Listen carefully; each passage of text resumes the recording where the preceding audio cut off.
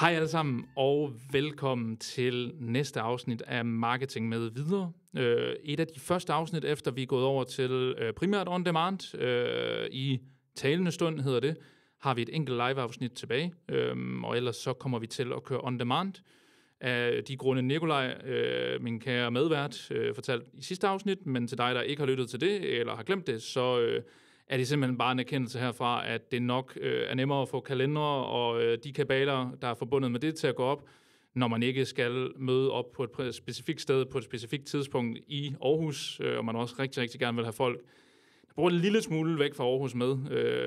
Vi er en stor by, og der er rigtig mange dygtige mennesker, og en af dem har vi med i dag, men der er også en enkelt gang eller to, hvor man måske gerne vil have nogen med fra den østlige del af Danmark, eller steder, hvor det tager lidt mere end en time at køre. Så det er simpelthen en erkendelse, og også at langt størstedelen ser med på on demand efterfølgende. Så til de af jer, der var glade for live-formatet, men jeg håber, I kommer til at blive lige så glade for det on demand. Det var dagens intro til det ændrede format. I dag skal vi snakke en lille smule om et emne, som jeg har haft på min to-do og prioritetsliste i lang tid, nemlig imposter-syndrom, og selvfølgelig med særligt fokus på afsat i marketingbranchen, og faktisk også rigtig mange andre ting i det, men det er ligesom springbrættet for dagens emne, og til det der har jeg inviteret Anders med. Velkommen til, Anders. Mange tak. Du får lov til lige at give en intro til dig selv og Cyberpilot lige om lidt. Men allerførst, så bare lige for at få dagens emne ud, så imposter-syndromet til dem, der aldrig nogensinde har hørt om det, og du får lov til lige at correct me, hvis du har en anden definition, men til dem, der aldrig har stødt på det før, så er imposter-syndromet ligesom sådan, hvad kan man sige, en psykologisk tilstand, fænomen, begreb, der dækker over, at man måske føler, at man er bagud, eller dårligere end alle andre, eller at man jo, som det ligger lidt i begrebet, er en bedrager, som egentlig bare faker det till you make it, og at man på et eller andet tidspunkt bliver opdaget i, at man faktisk ikke kan en skid. Så sådan lidt en træls form for psykologisk pres på sig selv, og en ting, som jeg oplever, der er rigtig, rigtig mange marketingfolk, der bokser lidt med i større og mindre grad, og derfor så synes jeg også, det fortjener sit eget spot og eget emne, og det er det, vi skal snakke en lille smule om i dag. Men lad os få hils på vores gæst, Anders Bryde Tornil, nu ved jeg ikke, om jeg udtaler det rigtigt, fra Cyberpilot, Head of Marketing hos Cyberpilot her for Aarhus. Velkommen til. Jo, tak. Og vil du ikke måske lige introducere dig selv til dem, der aldrig nogensinde har stødt på din LinkedIn-post eller Cyberpilot, for den sags skyld? Jeg skal prøve at give min helt kort indflyvning. Jeg hedder Anders Bryde Tornil. Jeg er 31 år gammel, og jeg sidder som sagt, som du nævnte, som Head of Marketing hos Cyberpilot. Det er en lille IT-sikkerhedsvirksomhed, eller mellemstor, er vi nok snart ved at være, tror jeg, vi må erkende, hvor vi laver kurser og undervisning til medarbejdere ude i forskellige virksomheder i, hvad de skal være opmærksom på, når det kommer til IT-sikkerhed. Så det er det, man kalder Security Awareness Training. Mm-hmm. Og så laver vi også phishing-simuleringer, hvor vi sender falske phishing-mails ud for at træne folk i at spotte dem.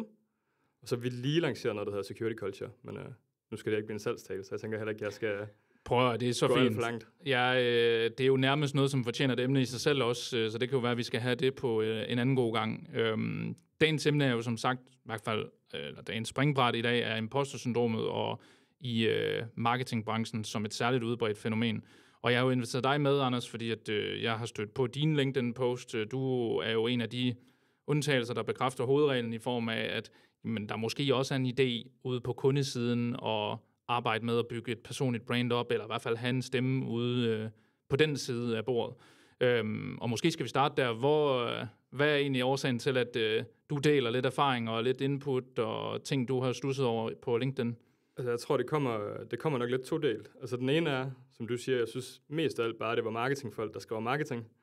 Og det er super fint. Det kan man lære en masse af. Men jeg synes også, der er en masse mellemregninger, der ikke er med. Og en masse ting, man ligesom går glip af i det. Så det vil jeg gerne bidrage lidt til. Og den anden var også bare, jeg synes, det var en god måde ligesom at reflektere over, hvad det jeg har lavet, hvad det jeg har lært. Ved at skrive det ned, jamen så nogle gange kommer man også frem til nogle nye pointer. Og så kunne jeg lige så godt bare prøve at poste og se hvad der skete. Ja da. Og hvad er der så sket, hvis man må være så fræk? Fordi man kan sige, du har jo ikke, igen ret mig hvis jeg tager fejl, men du har jo ikke noget at sælge modsat, konsulenter, bureaufolk med videre. Altså, der er ikke sket så meget, når det kommer et stykke andet. Jeg synes, jeg får nogle gode lærdomme, og der kommer også ind nogle diskussioner med folk, og der er nogen, der skriver til en, som man så ligesom kan spare med den vej igennem. Så jeg synes ligesom, at det har styrket mit netværk i bund og grund. Men det er jo netop, jeg er ikke ude at sælge noget, og det er heller ikke, fordi jeg har et eller andet mål om, at jeg skal gå viralt, eller noget af den stil. Så det er mere bare for selv at have det lidt sjovt med det, se hvordan det virker. Jeg synes også, jeg kan bruge noget af det i mit arbejde, fordi der er også noget i, hvad det, der skaber engagement på ens private opslag, som man så kan hive med over i ens erhvervsmæssige rolle, som hos Cyberpilot. Ja da. Fordi det er alligevel, i bund og grund, er det næsten lige måde, du skriver om. Det er nogle af de samme teknikker og tiltag, man bruger i sidste ende. Og jeg tror, grunden til, at jeg også særligt fremhæver det her, det er, at jeg tror, det her med at lægge sig selv ud, dele viden, og også sådan, du ved, lidt stille sig i skudlinjen, i hvert fald sådan risikere, at der er nogen, der måske er uenige med det, man siger, eller det, man gør. Det er jo nok sådan en ting, som mange, der sidder og er ramt i større eller mindre grad af det her imposter-syndrom, holder sig lidt væk fra. Hvad har dine tanker helt konkret været om det? Altså frygten for, at der kommer en eller anden stor kanon og siger, hvad fanden, du er den dummeste nogensinde. Jeg tror faktisk, jeg var ret bange de første par gange, jeg lige lavede et opslag. Det var sådan, hvad sker der? Men i bund og grund, jamen, så sker der ikke så meget. Altså jeg tror, at jeg har haft post, der max har 2 likes, så er det bare glemt der videre. Det vil nok gå ondt, hvis det var det første post. Men altså, hvis der ikke er nogen, der liker det, så er der nok heller ikke nogen, der har set det. Og så er der ikke rigtig noget tab ved det her for noget af. Og de få opslag, hvor der er nogen, der har været uenige, synes jeg også ofte, det er der, hvor man ender med at lære mest. Altså enten så bliver du ligesom bekræftet i, okay, men jeg føler sgu, jeg har ret i det her. Eller også så bliver du udfordret og kan få en læring, du ligesom kan tage med dig videre, og så kan du testere af og se, okay, men har de så ret? Altså om ikke andet, så giver det en ny indgangsvinkel til at prøve et eller andet. Ja da.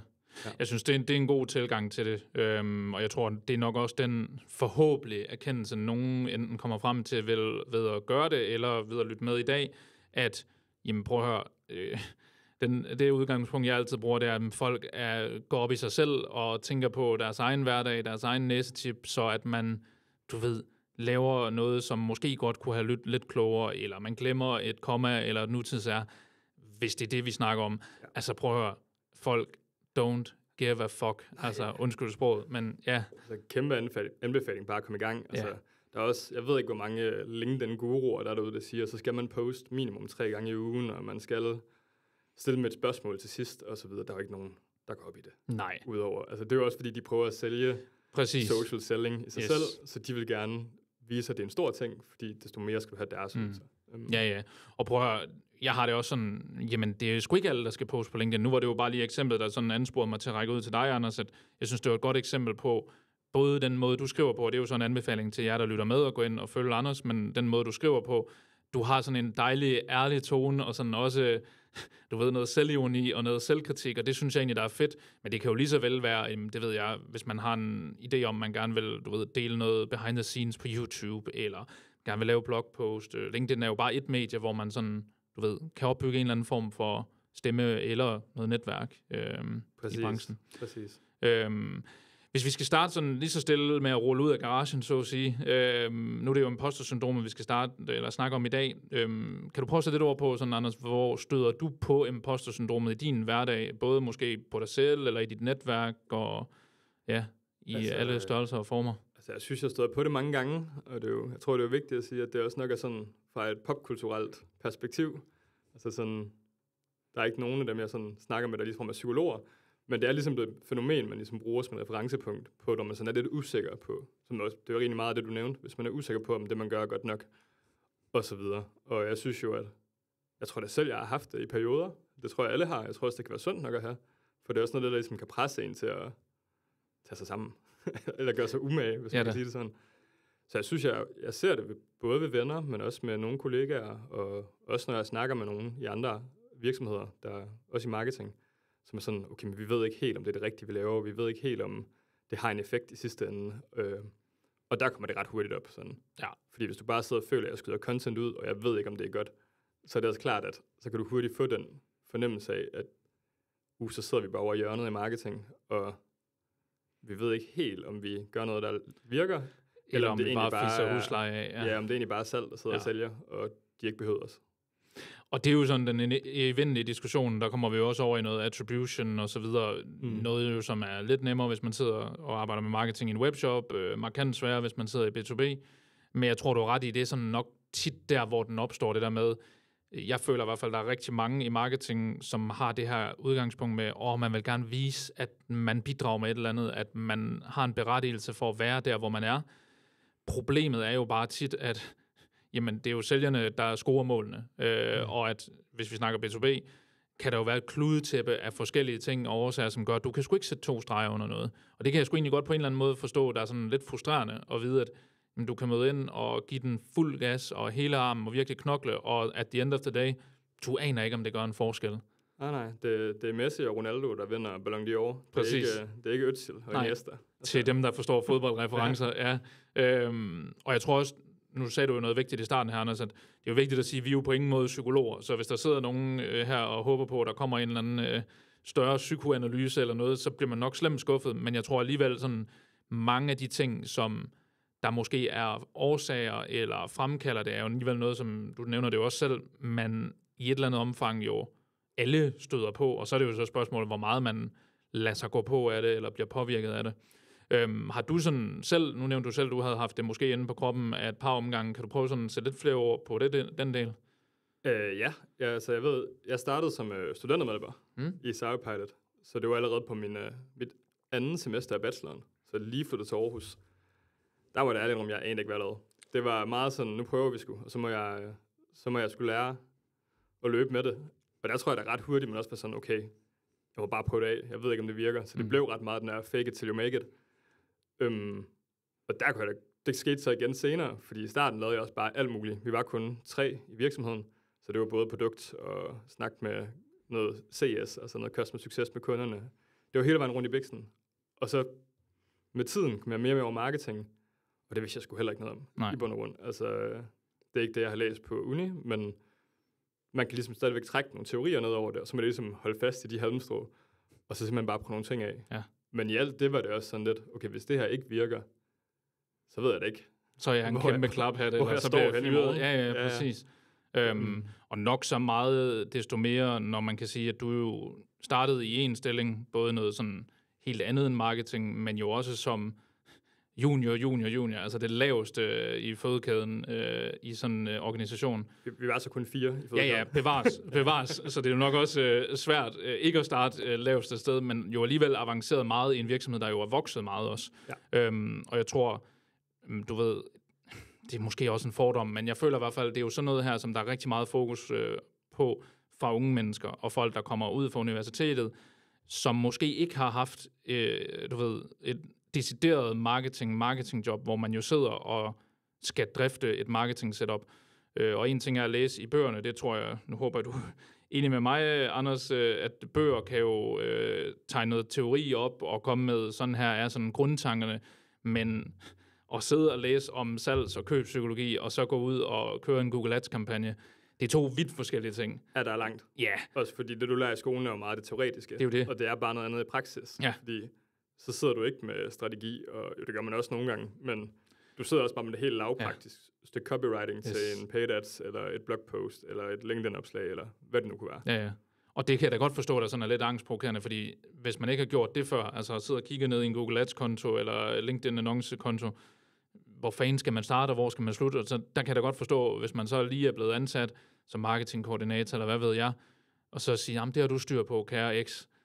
Nej, altså man skal jo egentlig lære alt fra bunden igen på sådan, du ved, det helt operationelle niveau, hvis det er det, man skal sidde med. Ja.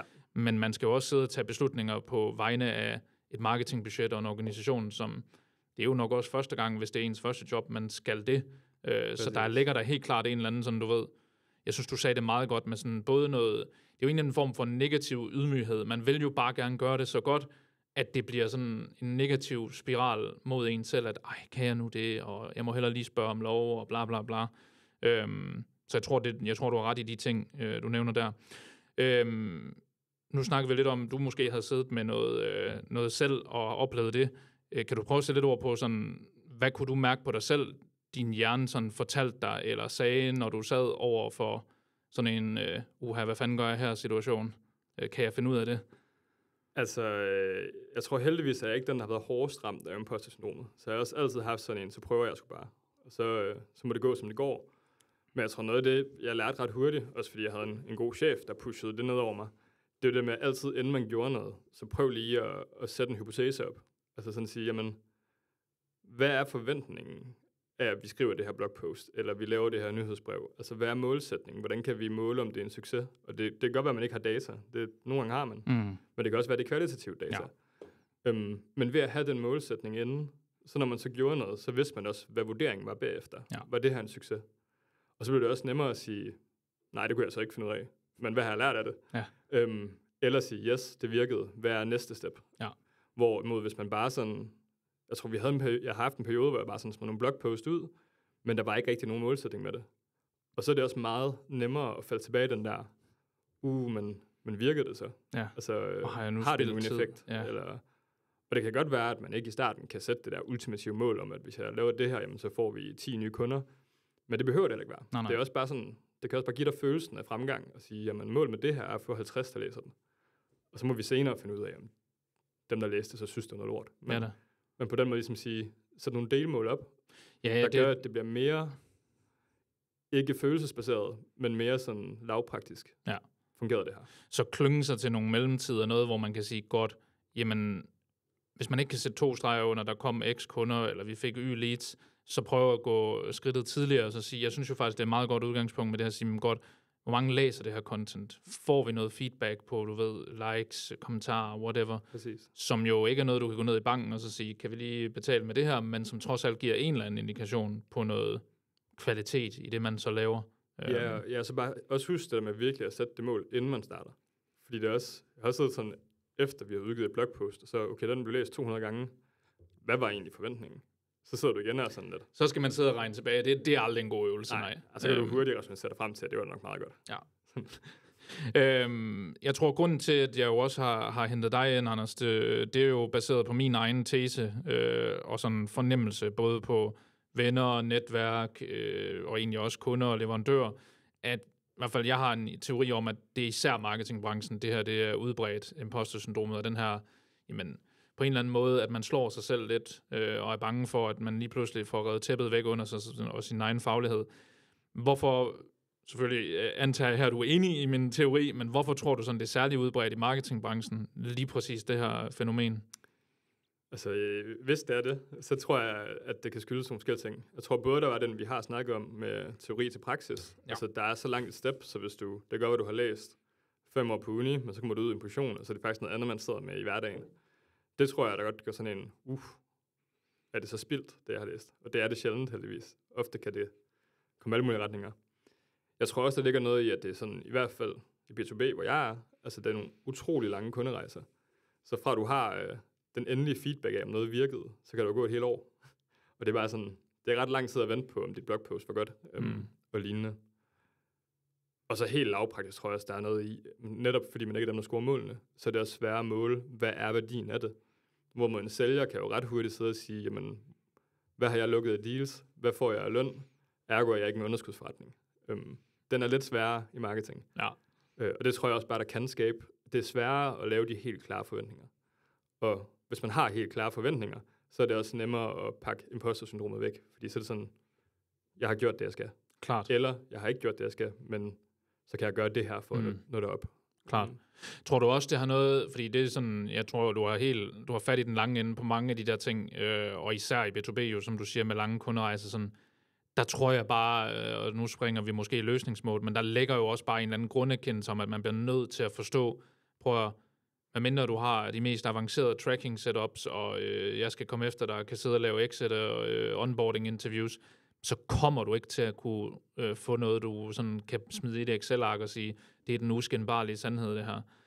Så det er sådan en ting, men jeg tror da også, og det kunne også være fedt at høre dig om det, tror du, der ligger noget i det her med også, at marketingbranchen jo i sig selv handler om at få sig selv til at se fed ud og markedsføre ting, så når man så kigger ud i ens LinkedIn-feed, eller hvor man nu leder efter information og viden, så er der jo også mange, der er gode til at synes, at de er the shit.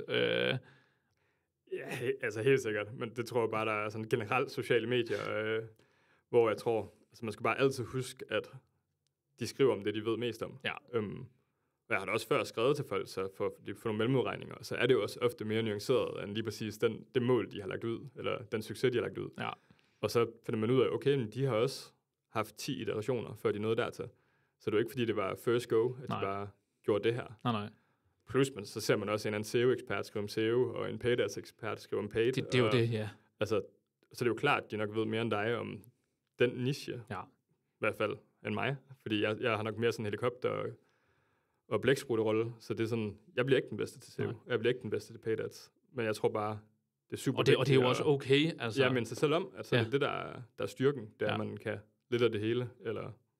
Ja, hvis man arbejder som generalist, det er i hvert fald typisk der, hvor de stillinger, jeg sådan fornemmer, og det er jo super anekdotisk, men det er jo der, hvor jeg typisk fornemmer, at der er den her, hvor man sidder og føler, hvorfor vidste jeg ikke det, eller hvorfor er det mit bureau sådan, du ved, kommer med en anbefaling, den burde jeg jo have set, og bla bla bla, hvor at, nej, jo, altså hvis du er SEO-specialist, så er det jo nok en rimelig god idé at være sådan opdateret på algoritmeændringer, og hvad der lige kommer af core-updates, men altså, hvis du sidder som marketingkoordinator i en virksomhed, der har, det ved jeg ikke, du er ene mand, kvinde, vedkommende, og har 10.000 i måneden til annoncebudget, så er det sgu nok okay, du ikke lige er opdateret på conversion tracking på LinkedIn, eller jeg skal komme efter dig.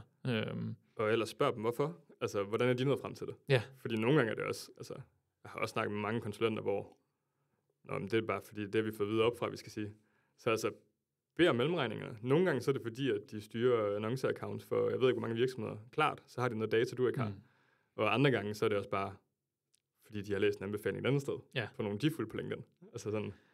Det er jo det, man skal huske, den der pyramide af viden. Altså, det er meget sjældent, at, og det er ikke for at negligere nogen, men at du sidder og kigger på der, hvor ideen eller indholdet oprindeligt opstod. Altså, rigtig meget er jo bare spændes på det samme, som man har gjort i lang tid. Så ved jeg godt, AI og teknologi og tracking klart bevares, men reklamepsykologien og marketing, sådan byggestenene rent teoretisk, er jo de samme, som der har eksisteret, jeg ved ikke, hvor lang tid. Jeg tror også, der ligger noget i det, og det er også lidt det, jeg hørte dig sige, Anders, sådan noget, en eller anden form for peacocking er det vel også, når man sidder og kigger på LinkedIn, altså at, nu skyder jeg så lidt i egen barm, men du ved, konsulentbranchen og bureauer og folk, der gerne vil være thought leaders, og jeg får næsten opkastfornemmelser, de har jo også et mål om, at det er jo mega vigtigt, at de ser godt ud. Fordi så sidder alle jo og kigger på dem og tænker sådan, wow, hvis de kan dele det der gratis på LinkedIn, på YouTube, på Facebook, hvad så hvis jeg betaler vedkommende? Og det man jo bare skal huske, det er, at jamen, prøv at høre, 80% af det, de sikkert der sidder og laver for deres kunder eller i deres virksomhed, det er jo det samme, som man altid har gjort. Det er også SEO, det er også Google Ads. De sidste 20%, det er jo de flotteste ferier, man lige kunne finde i skabet. Det er i hvert fald vigtigt at huske, at de også 9 ud af 10 gange lever af at sælge noget.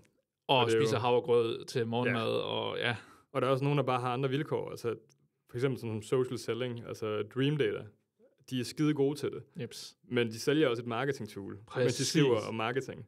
Så det er også bare nemmere, end det er at sidde på LinkedIn og skrive om altså, en eller anden tør maskinindustri, eller IT-sikkerhed for den sags skyld. Ja, altså, fordi de er også bare mindre på sociale medier nogle gange.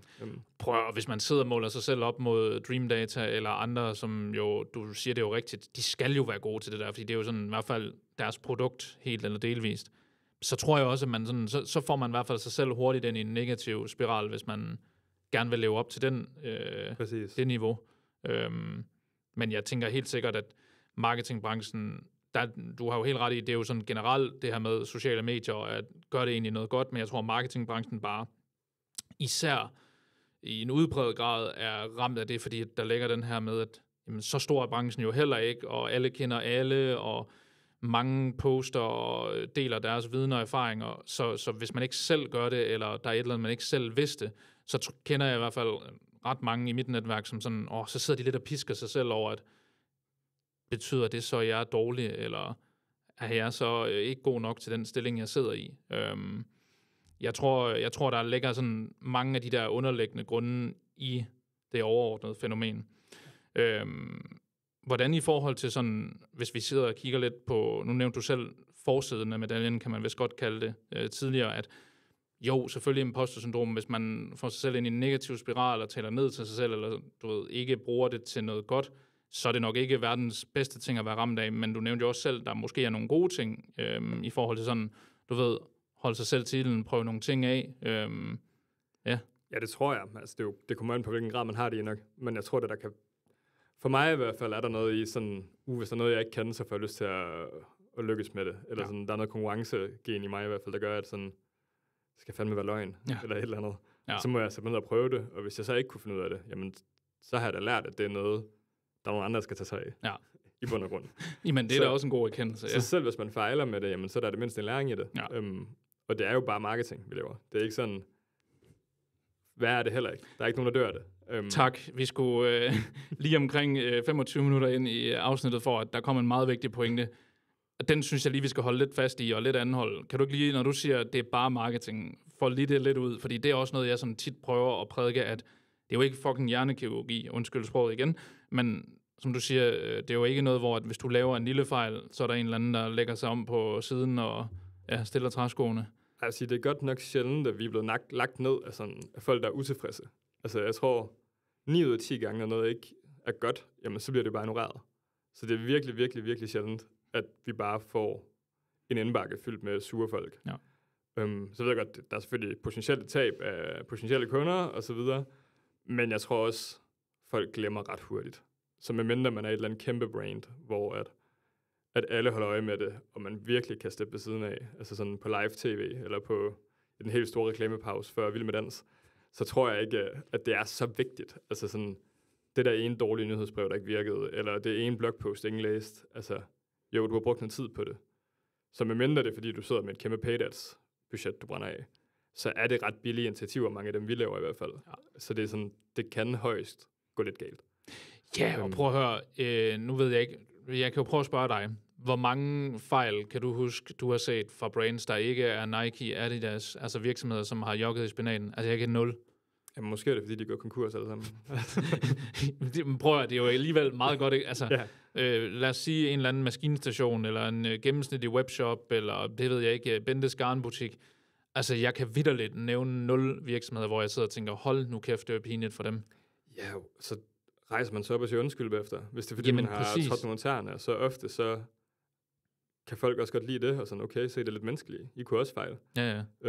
Og ellers så er man jo også bare videre, altså. Ja, altså vi har også nogen, så retter dine stavefejl i vores mail og sådan noget. Så siger man, tak fordi du så det. Præcis. Og så er de glade for, at de bliver hørt. Altså, det er jo det, rigtig meget også handler om. Det er jo den der, du ved, urinstinktet, der ligger i hvert fald nogle mennesker det her med, hold da op, man, de lavede lige en fejl, det skal jeg lige påpege, og prøv at fred være med det. Altså, jeg tror, og det er jo nemt nok at sige, ikke, også for nogen, der måske overhovedet ikke er ramt af imposter-syndrom, så siger, men du skal ikke tage det så tungt og sådan noget, og det er jo en seriøs ting, og sådan noget, man skal arbejde med, men jeg tror bare, det her med også at prøve at minde sig selv om, at jamen, rigtig tit, så er der desværre, det er jo så også et desværre, når vi snakker marketing, ikke ret mange, der går op i dit brand, altså de tænker på deres eget, og så, du ved, er der jo et feed, som der bare er bombarderet med alt muligt content betalt og organisk, så man er ret hurtigt videre til det næste. Apropos, nu nævnte du jo lige lidt selv, nogen der retter stavefejl og kommafejl, Anders. Den anden grund til, at jeg jo også inviterer dig ind til det her emne, det er, at I jo sådan har, og der må du jo lige fortælle, om det er en nedskrevet strategi, eller sådan noget, vi skal være de næstbedste, men I har jo egentlig en strategi, eller i hvert fald, du fortalte mig om jeres tankegang i marketing, som handler om at være de næstbedste til alt, som jo også er sådan lidt en sjov erkendelse, i hvert fald i forhold til dagens emne. Kan du ikke lige prøve at sådan folde det lidt ud? Jo, og jeg tror, den er ikke nedskrevet. Jeg tror bare, det er noget, vi sådan lidt er gået og sagt igennem årene, om at vi behøver ikke være de bedste til marketing, eller markedsføring, fordi at det er der så mange andre peacocks ude på LinkedIn, der er. Det var ikke for at pege på dig. Nej, jamen prøv at, det er fair nok. Altså. Men det er jo egentlig bare for at sige, jamen hvis vi er næsten lige så gode som dem, der lever af at gøre det, så er vi nok bedre end vores konkurrenter langt hen ad vejen. Så lad os sige, at jeg tror, vi havde et eksempel i starten, hvor vi ville rigtig gerne være datadrevet, netop for at kunne lave de hypoteser, så også rent faktisk også kunne måle, om virker det, vi laver. Fordi ellers så kan man ret hurtigt få den der synsninger, og så bliver det igen også sværere at vide, om man er god nok. Så vi var bare sådan, vi skal have en masse trafik ind på hjemmesiden, fordi det er sådan, vi kan få noget data på, hvad der virker. Og så tænkte vi, okay, der er SEO, der er en vej. Hvordan gør vi det? Det ved vi ikke. Så kigger vi på dem, der er bedst til det i verden. Så tager vi sådan som Ahrefs og siger, okay, jamen, de lever af at lave det. Det er deres klart største kanal. Det er også et SEO-tool, de sælger. Hvad gør de? Det er rimelig meget over the top. Det har vi ikke budgettet og tid til. Men kan vi så lave en version af det? Lad os prøve at tage det et step ned, bare 2-3 niveauer, og så sige, jamen, hvordan kan vi hurtigst muligt lave et eller andet, der minder om det? Og så ser vi, hvad der sker. Og det er egentlig meget det samme, vi har gjort med paid ads, og også med social selling, vi tester lidt af. Det er sådan, okay, men det virker for Dream Data. kan vi tage et eller andet niveau af det, som vi godt ved, at vi bliver nok ikke lige så store, fordi det er et andet klientel, det er et andet, det er også en anden indsats, de laver. Men hvis vi bare hele tiden kan lægge lag på, at der sådan er lige under alt det, i de ting, vi vælger at prioritere, jamen så tror vi også på, at vi nok langt hen ad vejen er bedre end vores konkurrenter, fordi de er heller ikke markedsføringseksperter, og de er heller ikke marketingmaskiner. Så det er igen det der med, at man kigger på, og vi kigger på en masse marketingbrugere, marketingfolk, eller freelancer, eller hvem det nu kunne være, og sige, jamen det er jo ikke, det er klart, de er bedre end os. Det skulle de gerne være. Det kan man mene, ja. Så det er fint, at vi bare hele tiden lidt er næstbedst. Ja. Og så kan vi altid iterere, og så kan det godt være, at vi når et punkt, hvor vi sådan, okay nu, det her, det ved vi, der virker. Nu vil vi også gerne være de bedste til. Ja da. Altså, men, og bygge ovenpå, ja. Men det er ikke første stedet. Nej. Men jeg synes jo, der ligger noget, om det så er forsiden medaljen, eller om det bare er sådan, du ved, at være konstruktiv i den her erkendelse med, at man ikke kan være de bedste til alting. Det må være sådan svæve lidt i vinden. Men jeg synes, at der ligger en fed erkendelse i sin prøver. Vi hverken kan eller skal være de bedste til SEO, Google Ads, whatever. Men så tag de dele, der sådan giver mening, og føre dem ind i jeres kontekst. Og jeg synes nu, før vi gik på, og vi har jo snakket om det også tidligere, Anders, at I har jo også sådan en tilgang, som jo på en eller anden måde er meget sasset, det her med at prøve ting af, growth marketing, hvad fanden man ellers kalder det. Det kunne måske også bare lige være relevant, fordi jeg ved jo, du også tilhænger den der tilgang med, at jamen, en fejlet test, det er jo ikke spildtid. Det er jo viden, der er, stored, og som man så kan bruge fremadrettet. Kan du lige prøve sådan at fortælle lidt om sådan tankerne mellem, at fejl egentlig også er noget, man kan bruge til noget? Ja, helt eller, sikkert. Du ved, forkerte hypoteser, hvis man kan kalde det det. Ja, altså vi arbejder, det er blevet lidt mindre hen årene, fordi vi er blevet større, men i starten var det rigtig meget med den her lean startup-tankegang, også meget af det, som man ser design thinking, hvor det egentlig bare er den hypotese om et problem, du tror, du kan løse på en eller anden måde. Altså det kunne netop være, vi tror på, at SEO kan give os mere trafik. Og så sætte et succeskriterie for det, og så simpelthen gå i gang med den. Men i stedet for at sige, jamen vi går Ahrefs på den, og skal lave den helt store løsning, så går vi netop ind og siger, jamen hvad er den hurtigste løsning, vi kan lave? Det man vil kalde en MVP, altså Minimum Viable Product. Og siger, jamen så er det det, vi laver. Og så itererer vi derefter. Så siger vi, okay, begynder vi at rank nu på Google? Er der nogen indikationer af, at det virkede? Hvis ja, jamen så kan vi lave endnu mere. Hvis nej, så enten se, jamen har vi gjort noget helt forkert, eller skal vi bare sige, vi går med en helt anden hypotese herover, fordi okay, der er ikke nok, der søger på de her søgeord, eller whatever det nu kunne være. Ja. Men sådan hele tiden tænker jeg, jamen hvad er vores hurtigst mulige test af det her? Ud fra en hypotese og et succeskriterie. Og de to er sådan super vigtige også at have, fordi ellers så ved du ikke, om du kommer i mål. Og jeg synes, det ligger rigtig godt i forlængelse med hele imposter-snakken. Sindssygt godt, fordi det er bare, desto mere klarhed om forventninger, du kan have afstemt på forhånd, desto nemmere er det at sige, jamen det her virkede, det virkede ikke, og hvorfor ikke? Prøv at forventningsafstemning, det er jo noget af det allervigtigste i alle facetter af livet, og især også i forhold til sådan, du ved, ens stilling og ens karriere. Jeg synes, der ligger jo også noget i sådan hele det her, nu ved jeg ikke, hvor meget du er inde i sådan noget, Anders, men sådan noget for eksempel growth mindset, altså growth thinking, og egentlig også, det spiller jo lidt over i den der gren, der hedder growth marketing, som jo egentlig prøver at vende det her om, den her tankegang mellem, du kalder det så også design thinking, det er jo sådan lidt, kært barn har mange navne, men du ved, det her med også at prøve at sige, det er rent faktisk godt, at vi opstiller nogle hypoteser. Selvfølgelig håber vi på, at vi kan sætte et flueben ud for dem, og at vi får ret i vores antagelse, men vejen hen mod også at finde den rigtige hypotese, den rigtige vej, den er jo brolagt med fejl, og den er brolagt med, at vi antager forkerte ting, og du ved, bruger penge, bruger tid. Det er altså heller ikke farligt og ulovligt at lave en kampagne, som skyder forbi skiven, hvor man ikke når sine målsætninger. Man skulle jo selvfølgelig gerne helst have flest af dem, der rammer skiven, bevares, men jeg tror bare, at den her tankegang, og det er jo noget af dem, der måske sidder og lytter med, som er ramt i hårdere eller mindre grad af det her, måske prøve at dykke lidt ned i det her hele growth mindset og growth-tankegang. Ikke at det skal blive guru og tage mit kursus og yoga og stå op 5:00 om morgenen, men der ligger nogle gode komponenter sådan i forhold til at fortælle sig selv, at jamen, jeg skal fra A til B, og den er lidt snørklet den vej. Den er ikke nødvendigvis bare straightforward. Præcis, så tror jeg altså, jeg tror langt hen ad vejen, så vil man jo også opdage, hvad man kan med de hypoteser. Fordi hvis du skal sætte et succeskriterie, inden du begynder, så opdager du også, at du rent faktisk har det data, der skal til. Og hvis ikke du har det, jamen, så er det måske der, man skal starte. Ja. Altså det var da også helt klart, der vi startede. Altså selvfølgelig vil man gerne have det helt ultimative setup, men det er der ikke nogen, der har fra dag 1. Nej, medmindre du sidder i Matas eller Mærsk eller noget, så kan det godt være, at der måske er lidt... Jamen, det er jo heller ikke dag 1. Det er rigtigt nok. Så det er jo bare sådan, okay, hvordan får vi sådan noget data på hjemmesiden? Ja. Hvordan kan vi måle, hvad der kommer af leads? Og så kan man jo langsomt lægge de her lag på. Og desto mere lag du får, desto mere data får du, og desto nemmere bliver det også at finde der, hvor du skal have den næste hypotese. Synes, det kan også blive sværere, fordi der kommer også desto flere ting, du kan kigge på, desto flere muligheder er der også. Det er klart, man skal også, det handler også om at begrænse og koge fong på det, men alligevel, altså sådan princippet er godt.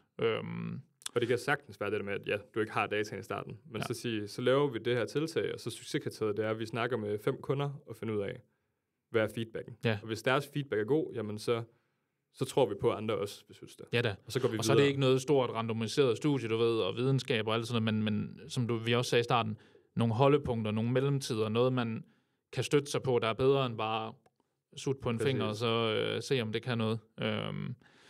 Nu sidder vi jo på en podcast i dag, Anders, så det er jo sådan lidt meta, lidt tragikomisk på en eller anden måde, hvor at nogle af dem, der måske sidder og lytter med, gør det for at få viden om dagens emne.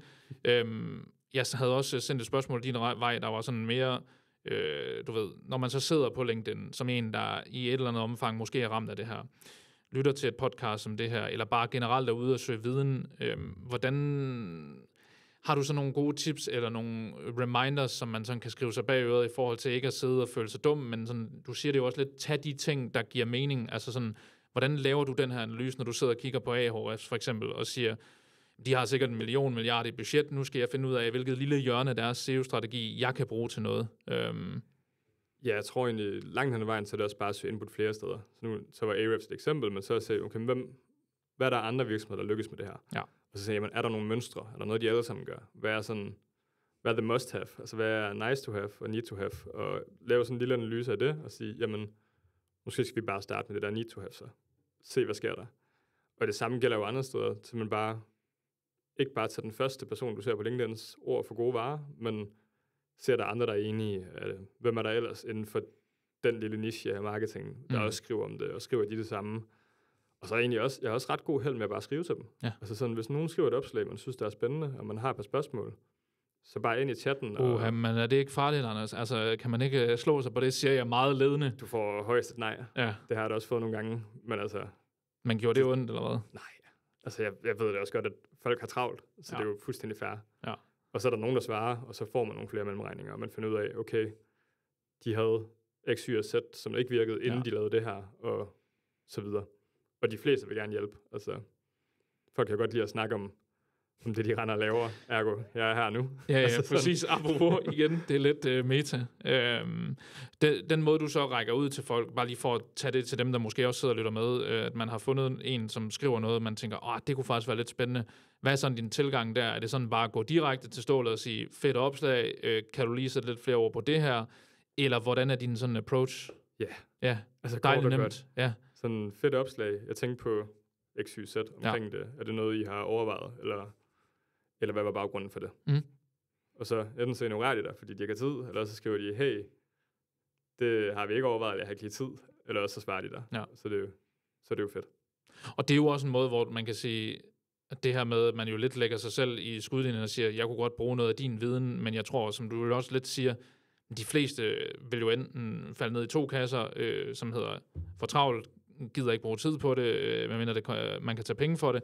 Men der er jo, jeg vil sige, langt størstedelen, i hvert fald af min erfaring, det er, at de fleste vil jo meget gerne hjælpe, og bliver jo også lidt smiret over at få en eller anden form for anerkendelse af, at det var lidt spændende, det man skrev. Så jeg tror, den der med, hvis man sidder og er mangel på bedre ord, bilder sig selv ind, at så synes vedkommende, at jeg ser dum ud, hvis jeg spørger. Altså, nu kan jeg bare tage et eksempel fra mit eget. Det er på ingen måde for at stille mig selv på en pedestal, men du ved, når der er andre marketingfolk fra bureauer eller konsulenter, der skriver til mig, det er da ikke sådan, jeg sidder og tænker, hold da kæft, mand, det er pinligt, det der. Altså, fordi vi sidder jo alle sammen i den fucking samme båd, hvor kliché det end lyder. Altså, selvfølgelig sidder man jo ikke og udleverer forretningshemmeligheder eller noget, man sådan, du ved, har brugt sindssygt lang tid, men om det lige er en, der spørger til en paragraf, hvor man siger, hvordan skal det forstås? Altså, hvis det tager mig 5 minutter, så gør man da gerne det. Og det tror jeg bare, det er sådan den der tankegang mellem, at vil du hjælpe den gamle dame over vejen lige herude foran kontoret? Ja, det er jo lidt det samme, bare i en digital sfære, så at sige. Ja. Og de fleste i marketingbranchen er jo for det meste søde mennesker. Og ikke nogen, der bider. Det er i hvert fald ikke min erfaring. Især det lyder til, at du har det samme. Især hvis de har noget at sælge. Altså, så er det tæt på at det er jo det, ja. Og det kan man jo bruge til sin fordel, hvis man sidder på den anden side og siger, det kunne jo være, at jeg skulle bruge noget hjælp til det her på et senere tidspunkt. Jeg kunne jo være en potentiel kunde i fremtiden. Ja, det lyder som om, du har gjort det før, Anders. Lad os lade det svæve i det uvisse. Det gør jeg. Shameless. Ja, jeg kan se, at vi nærmer os lige så stille. Tiden den flyver sgu bare afsted, Anders.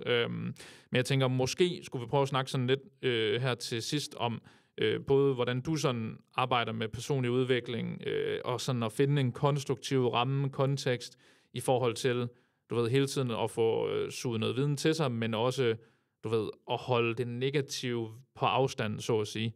Og det kan være, at vi lige skal snakke lidt om din rejse til sidst, også det her med studiemedhjælper til head-off. Men kan du prøve at sætte lidt over på sådan den personlige, faglige udvikling for dig? Hvor leder du efter viden, og hvordan kuraterer du i det? Jeg synes, jeg gør en del forskellige ting. Altså, det er rigtig meget LinkedIn, hvor jeg synes, det sådan er forholdsvis nemt at kuratere sit eget feed, hvor jeg både følger en masse danske og udlandske, og rydder også nogle gange op i det, og tænker, dem her, nu er vi færdige, jeg er færdig med det SEO-projekt, nu behøver jeg ikke SEO-folkene mere. Men mindre det er nogen, jeg har en relation til selvfølgelig, så kunne jeg ikke, så sletter jeg dem ikke. Men hvis det er en eller anden stor global SEO-influencer, så kan jeg godt finde på at sige unfollow. Hasta la vista. Hasta la vista. Podcast bruger jeg også en del. Og bøger læser også stadigvæk. Gode gamle marketingbøger. Nogle, du kan anbefale til dem, der lytter med? Jamen, de sidste 2, jeg har læst, så gode. Der var en med Byron Sharp. Han er også god. How Brains Grow. Det er sådan lidt mere forskningsbaseret. Den er lidt tung til gengæld, men jeg synes, der er nogle rigtig gode pointer i den. Så er der sådan, der hedder The Choice Factory, som handler om de sådan 25 adfærdsbias. Og det er sådan en dejlig opslagsbog, hvor hvis man lige sidder med en annonce eller noget content, så kan man lige slå op i den og se, jamen, hvad siger forskning om social proof? Hvad siger forskning om negativ social proof? Er der åbenbart også noget, der hedder? Lærte jeg så. Okay. Du må ikke spørge mig, hvad det er. Jeg har glemt det. Nej. Så mange af de ting, og så egentlig også bare netværk, altså skriver til folk. Så det er sådan podcast, bøger, LinkedIn, kan man lidt tage i sit eget tempo, og så nogle gange skrive til folk og tage Teams-opkald med nogen på et kvarter. Ja, så, hvis der er nogen, der er vildt gode til et eller andet, som du tænker, du gerne vil lave i din virksomhed, så spørg om de ikke lige kan tage 15 minutter på et... Og så tvinger du dem bare til at tage en time mere. Lige præcis. Ja, prøv. Been there, done that på begge sider. Præcis.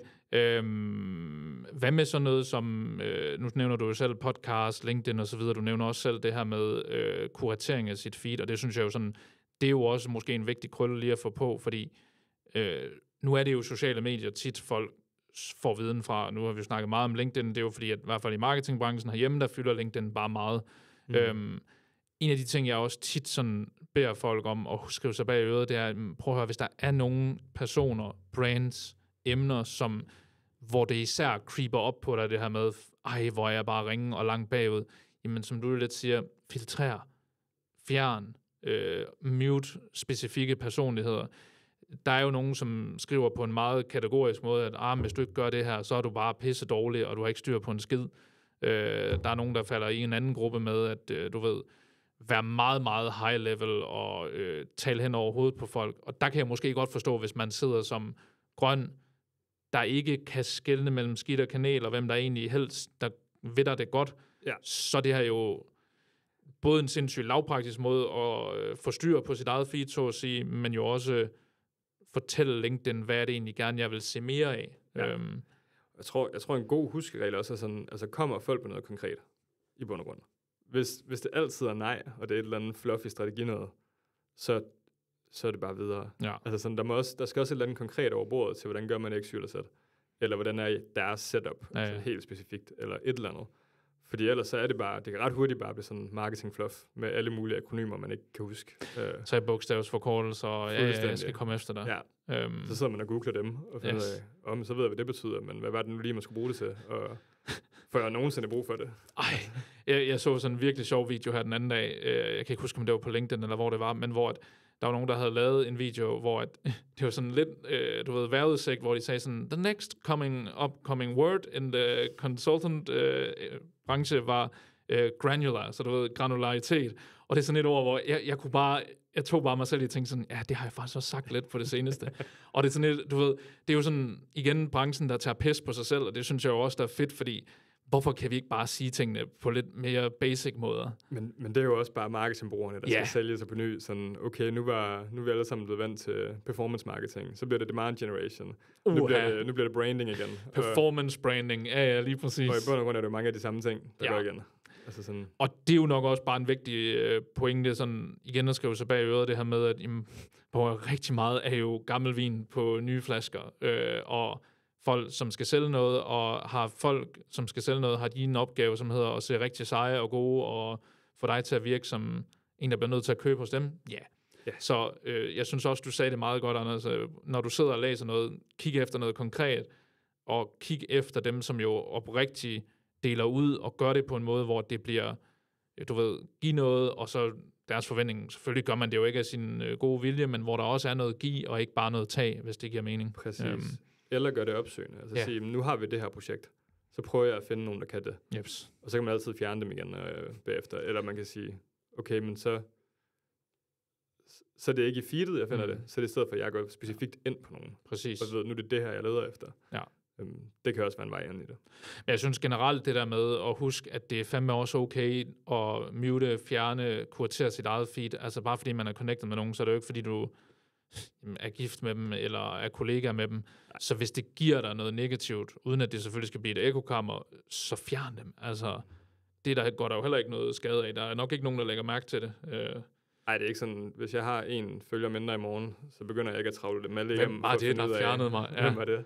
Ja, og så har man godt nok noget andet, man skal tænke. Mor. Ja, så er der et eller andet helt galt i hvert fald. Jeg kunne måske godt bare lige tænke mig, som her på falderæbet, Anders, vi har jo svævet lidt omkring det, eller snakket lidt om det, at du har jo taget en rejse i Cyberpilot, som sådan går fra grøn, eller helt ny junior, til Head of Marketing. Og der kunne jeg godt tænke mig at høre sådan lidt, da du fik stillet den her Head of Marketing-stilling i udsigt, var der så lidt imposter-syndrom der, at tænke sådan, Head of, det lyder godt nok stort, fint og farligt. Ja, det tror jeg stadigvæk der. Jeg tror... Fordi det er jo også en stor, fin og flot titel. Ja, jeg tager mig også nogle i ikke at fortælle det til folk. Men altså, jo, det var der helt sikkert. Jeg tror, da det ligesom blev en mulighed, der tror jeg også, der var det 2 muligheder. Det ene var jo at sige ja, eller sige nej, og så der kom en anden ind. Og så ville jeg jo stadigvæk formentlig have et job i den afdeling. Så det er sådan lidt, vil jeg sådan lidt i mesterlære hos en, der har prøvet det før og gjort det længe, eller vil jeg bare kaste mig selv for løverne og så se, hvad sker der? Og der tror jeg også bare, jeg er nået frem til, jeg skal ikke have så meget ego, at jeg vil klamre mig til den her titel. Så hvis jeg nu sidder efter et år og tænker, det var et for stort brød, så skal jeg også ligesom kunne sige, at jeg tager steppet ned igen. Ja. Ja, fordi med den titel, der følger jo formentlig både en løn, der er lidt højere end en juniorstilling, og også noget ledelsesansvar, eller hvordan? Ja. Nu ved jeg ikke, om du har været leder før, så, men det må vel også være sådan lidt, det skal man jo også lige lære at være i og navigere i. Altså, det var helt klart det, der var det mest nye, hvor man kan sige, det andet det er sådan lidt, altså gøre mere det samme, og så bare lidt mere strategi, og nogle lidt flere stakeholders ude i virksomheden. Ja. Men sådan, den var jeg sådan rimelig fortrøstningsfuld ved, fordi det er sådan, det gør jeg trods alt. Jeg googler mig til at ligne til at gøre andre, og så videre. Hvor ledelsen, det er meget mere nede på et menneskeligt plan, og skulle snakke med folk. Og det er lidt sværere bare at tage et LinkedIn-opslag og så teste af, når det gælder en en-til-en samtale. Ja, det er rigtigt. Det er lidt en anden disciplin. Men jeg tror også bare, det er min pointe, eller det jeg prøver at komme frem til, det er, at du overlevede, og du er her stadig, og selvom du, og igen ret mig, hvis jeg tager fejl, måske havde relativt begrænsede forudsætninger for på den ledelsesmæssige del, altså når man ikke har prøvet det før, det skal man jo lære fra bunden, men også alt, der hedder strategi, stakeholder management, budgettering og alt sådan noget. Der har du jo også stået over for en tog og tænkt sådan, hvad for en vej går man lige her? Men overlevet. Ja, igen, jeg tror, det er ligesom alt andet, vi har snakket om, hvis der er klarhed med ens leder, hvad er det, vi forventer her? Altså, jeg kommer ikke til at bare gøre alt på dag 1. Nej. Altså sådan, så lægger vi en plan, og så siger vi, at det her, det er ligesom en målsætning for Q4, så er det, vi går med. Og så må vi evaluere hen ad vejen. Så bliver det bare nemmere, i stedet for det sådan, den helt store rolle, man skal udfylde. Ja. Så man bare bryder det op i nogle mindre bidder og siger, jamen, nu er det her, vi fokuserer på. Så er det her, der er den største flaskehals bagefter. Så er det det, vi tager. Og så tager vi det lidt hen ad vejen. Ja da. Men vel også noget, som du ved, hvis man står over for en stilling, hvor det måske er det omvendte, er det en, der siger, men jeg vil godt give dig 25.000 i måneden, og du har alt det her ansvarsområde, så skal det også, der skal ringe en lille klokke og sige sådan, nej tak. Det kommer aldrig til at blive godt. Ja, jeg tror, i bund og grund, så er det en mavefornemmelse for hende selv, fordi der er virkelig fordele og ulemper ved begge dele. Altså, jeg tror også, der kan være en kæmpe fordel i bare at komme i mesterlærer. Helt sikkert. Jeg tror, her tænker jeg på en, der så siger, 25.000, du har 0 kroner i marketingbudget, ingen hjælp. Det er sådan, der skal man nok lige tænke sig om. Så er det SEO. Så er det SEO. Ja, præcis. Du har ikke ret mange andre håndtag at trække i. Det er det, du har. Men helt enig, jeg tror, der også der ligger noget i, du ved, når man er helt ny, helt grøn, starter fra 0, stadig er våd bag ørerne, og så sige, prøv okay, så skal jeg jo ikke have firmabil og 50.000 i måneden, og så lægger man jo også et pres på sig selv, hvis man går efter det. Fuldstændig. Dermed ikke sagt, at man skal lønnes dårligt, eller finde sig i alt, men man skal jo også være realistisk i forhold til den kontekst, man står i. Ja. Det er jo også en måde ikke at putte unødvendig pres på sig selv, og love eller sige, at man kan for meget. Ja. Og hvis du har klare mål med dine ledere, og du har noget data, så bliver det også bare nemmere altid. Jeg ved godt, det er den evige sådan datasnak, men så kan man også vise ting og sige, jamen det kan godt være, at vi har noget herovre, der ikke helt fungerer, men til gengæld så er det her gået fremad, og det er også det, vi har prioriteret. Og det tror jeg, der går igen i alle ting. Så det gør det også som en head of marketing. Og sige, jamen det er en ny rolle. Hvad skal vi måle? Ja. Hvad skal vi måle det på?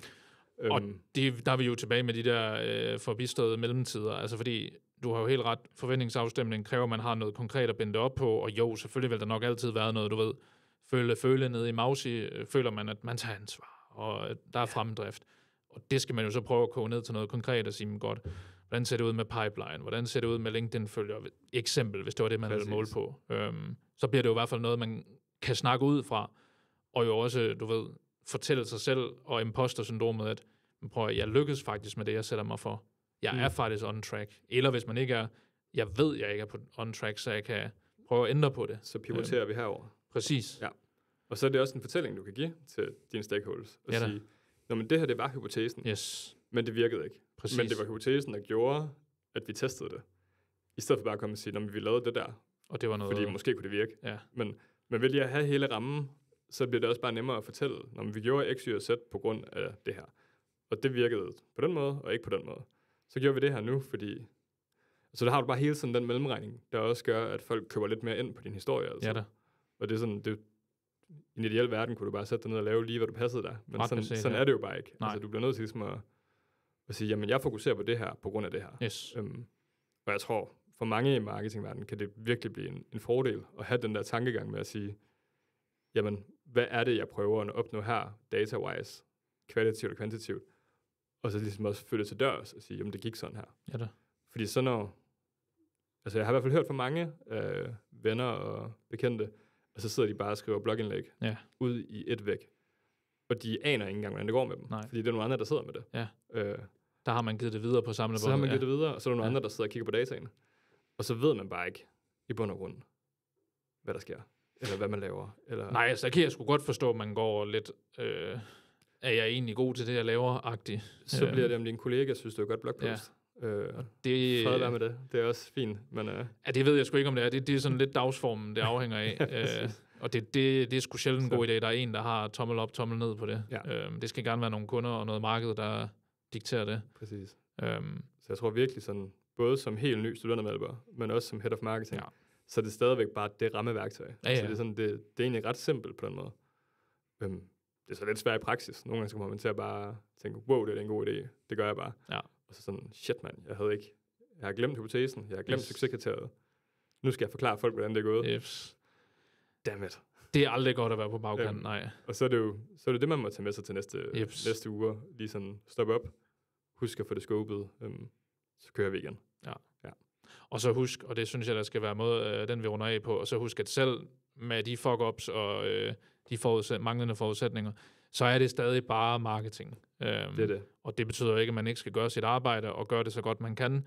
Men det betyder også, at hvis du laver et dårligt LinkedIn-opslag, herregud, dem er der sgu mange af. Ja. Og der var ikke nogen, der døde ved det. Præcis. Jeg synes, det er sgu smukt at slutte på den, Anders. Tusind tak for, at du gad at kigge forbi. Vi var vidt omkring fra at være de næstbedste som en strategi. That's the first. Så det var I det bedste til at udvikle den strategi. Og så håber jeg, at dem, som sidder derude, uanset om man er ramt eller ikke er ramt af imposter-syndromet, har fået måske nogle byggeklodser eller nogle lektier, man kan gå tilbage og læse lidt på. Og ellers så tænker jeg, at man både er velkommen til at række ud til undertegnet og Anders, hvis man vil have lidt apropos det, du nævnte med noget sparring, noget hjælp. Det koster ikke noget for Anders, for mit vedkommende, så nej, joke. Tusind tak for, at du gad at dele og være med, Anders. Tak fordi jeg måtte være med, og håber folk kunne bruge det. Det tænker jeg helt sikkert. Og tak til dig, der lytter med, og vi lyttes ved i næste uge. Hej hej.